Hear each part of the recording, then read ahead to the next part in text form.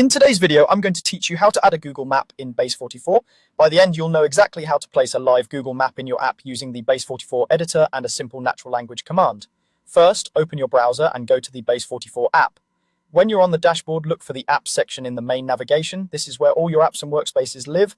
Click it to open your list. If you work across multiple apps, this page helps you quickly get to the one you want to edit. From the list, select your company's app or workspace. Choose the project where you want the map to appear. If you don't see it immediately, try sorting or searching. Just make sure you select the correct app so your changes go to the right place.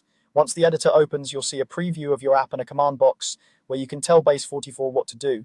In that command field, type the following exactly as a single instruction: add a Google Map for the company location.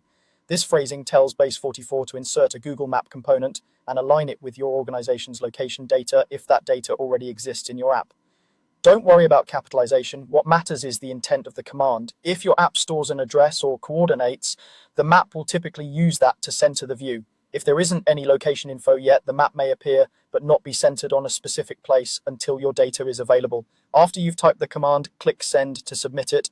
You'll see Base44 process the request for a moment.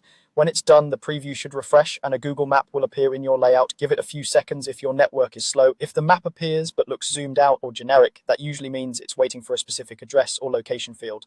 Once that data is present, the map will center correctly. A few quick tips to make this smoother: ensure you're working in the right app with the right permissions, confirm that your organization's address data is accurate, and keep your command concise and clear, just like the one we used. If your team uses a staging environment, remember that changes made here reflect in your draft until they're published according to your team's workflow. That's all there is to it. You've opened Base44, gone to your apps, selected the right project, typed the command to add a Google Map for the company location, and sent it. Nice work. Nice.